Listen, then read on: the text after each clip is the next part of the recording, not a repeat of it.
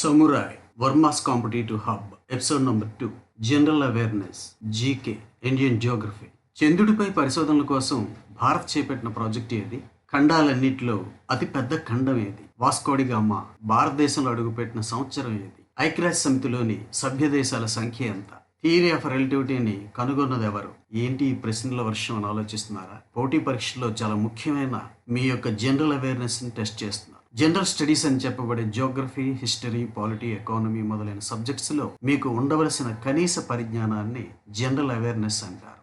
అందరూ అన్ని రంగాల్లో నిష్ణాతులు కాలేరు, కానీ అందరికీ అన్ని రంగాల్లో కనీస పరిజ్ఞానం ఉండాలి. జనరల్ అవేర్నెస్ మరలా 2 ప్రధాన విభాగాలుగా ఉంటుంది: general knowledge, GK, current affairs. వీటిలో గతానికి సంబంధించిన మార్చడానికి వీల్లేని అంశాలని జనరల్ నాలెడ్జ్ అంటారు. వర్తమానానికి సంబంధించిన తాజా విషయాలను కరెంట్ అఫైర్స్ అంటారు. జీకేలో భాగంగా జియోగ్రఫీతో మొదలు పెట్టుకుందాం. జీకే సాధారణంగా 3 స్థాయిలో ఉంటుంది: 1 రాష్ట్ర స్థాయి, 2 జాతీయ స్థాయి, 3 అంతర్జాతీయ స్థాయి. ఈ ఎపిసోడ్ను మధ్య మార్గంగా ఇండియన్ జియోగ్రఫీతో మొదలు పెడదాం. జియోగ్రఫీ అనగానే మనకు మొదట గుర్తుకొచ్చేవి మ్యాప్స్. జియోగ్రఫీలో మీరు మొదట నేర్చుకోవాల్సిన నైపుణ్యం మ్యాప్ గీయటం. దీనికి గొప్ప చిత్రకారులు అయి ఉండక్కర్లేదు. మీరు ఇండియా మ్యాప్ యొక్క అవుట్లైన్ స్కెచ్ గీయండి. టెక్స్ట్ బుక్ను, ఇంటర్నెట్ను సాయం తీసుకుని దాంట్లో ఇండియా మ్యాప్ చూస్తూ ప్రాక్టీస్ చేయండి. ఇప్పుడు దాంట్లోనూ బయట రాష్ట్రాలను, కేంద్రపాలిత ప్రాంతాలను గుర్తించండి. ఇంతకీ ఇప్పుడు రాష్ట్రాలు మరియు కేంద్రపాలిత ప్రాంతాల సంఖ్యలు ఎంతో తెలుసా?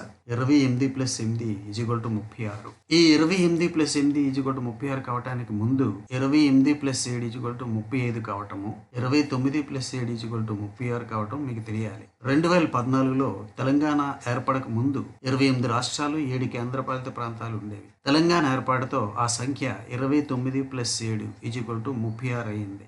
2019లో 370 ఆర్టికల్ను రద్దు చేసి జమ్మూ అండ్ కాశ్మీర్ స్వయం ప్రతిపత్తిని తొలగించి జమ్మూ అండ్ కాశ్మీర్ను జమ్మూ కాశ్మీర్ మరియు లడక్ ప్రాంతాలుగా విభజించి జమ్మూ అండ్ కాశ్మీర్ను కేంద్రపాలిత ప్రాంతంగాను, లడఖ్ను విధానసభ లేని ప్రాంతంగాను మార్చడంతో ఆ సంఖ్య 28 + 8 + 1 = 37గా మారింది. ఈ తాజా మ్యాప్ను బాగా ప్రాక్టీస్ చేయండి. సాధారణంగా రాష్ట్రాల పేర్లు రాసేటప్పుడు ఆల్ఫాబెటికల్ ఆర్డర్ను యూజ్ చేస్తాం, కానీ మనం జియోగ్రఫికల్ ఆర్డర్నే యూజ్ చేద్దాం. భారతదేశంలో ఋతుపవనాలు మొట్టమొదట అడుగుపెట్టే రాష్ట్రం ఏది? కేరళ కదా. కాబట్టి కేరళకు క్రమ సంఖ్య 1ని కేటాయించండి. పక్కనే ఉన్న తమిళనాడుకు 2, పైన ఉన్న కర్ణాటక, తెలంగాణ, తమిళనాడులకు 3, 4, 5 సంఖ్యలను కేటాయించండి. ఇది ఐచ్ఛికం, ఇలాగే చేయాలని రూల్ ఏమి కాదు.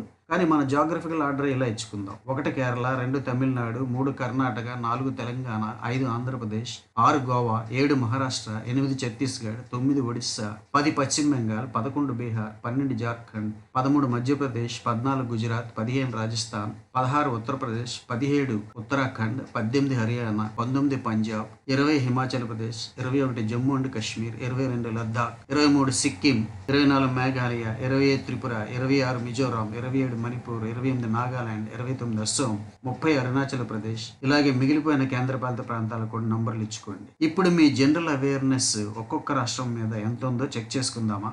ముందుగా 1వ రాష్ట్రం కేరళను తీసుకుందాం. కేరళ అనగానే మీకు ఏం గుర్తుకొస్తుంది? యాక్టర్స్ మమ్ముట్టి, మోహన్ లాల్ గుర్తుకొస్తారా? సింగర్స్ జేసుదాస్, చిత్ర గుర్తుకొస్తారా? కథాకళి డాన్స్ గుర్తుకొస్తుందా? మలయాళం భాష గుర్తుకొస్తుందా? రాష్ట్ర రాజధాని తిరువనంతపురం గుర్తుకొస్తుందా?